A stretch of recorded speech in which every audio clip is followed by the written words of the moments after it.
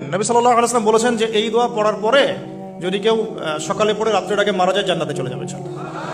রাতে পড়ে সকালের আগে ইন্তেকাল করলে জান্নাতে চলে যাবে।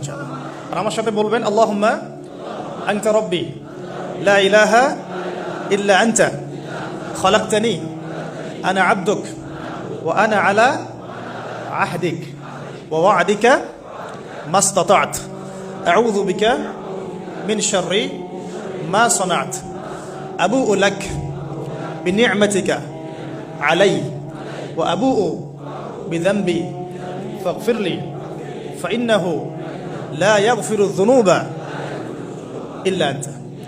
এই যে আমরা গত লেকচারে বলেছিলাম যে আমাদের ইবাদতগুলো অন্তঃশ্বাস শূন্য হয়ে যাচ্ছে এই কারণে, বিকজ আমরা অর্থটা বুঝি না।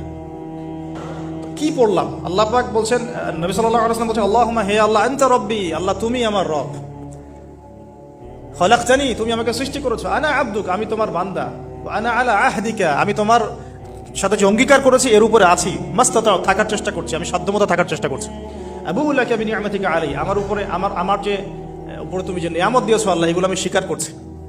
হে আল্লাহ তুমি আমার উপর যত নিয়ামত দিয়েছো আমি স্বীকার করছি, ও আবুউ বিযামবি আমার যত গুনাহ আল্লাহ সব স্বীকার করছি। এইভাবে যদি বান্দা আল্লাহর কাছে দোয়া করে আল্লাহ মাফ করবেন না? সুবহানাল্লাহ। ফাগফিরলি আল্লাহ আপনি আমাকে মাফ করুন, ফাইন্নাহু লা ইয়াগফিরু যুনুবা ইল্লা আনতা কারণ আপনি ছাড়া যুনুব কেউ ক্ষমা করতে বাস এইভাবে বুঝে বুঝে এটা যদি না পড়েন অ্যাটলিস্ট এতটুকু আস্তাগফিরুল্লাহাল্লাযী লা ইলাহা ইল্লা হুয়াল হাইয়ুল কাইয়্যুম ওয়া আতুবু ইলাইহি এইটুকু।